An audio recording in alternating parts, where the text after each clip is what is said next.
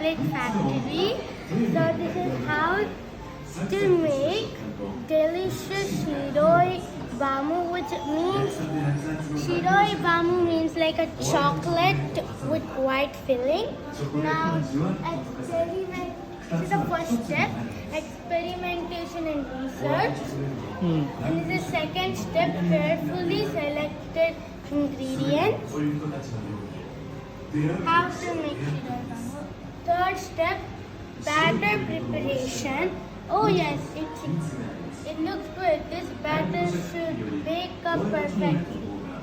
Okay, so many. Add all the flour. Fourth, evening out the batter. Baking with great care and patience. Sixth, it's ready. 7. Cutting the ready chocolate. 8 is final touches and packing.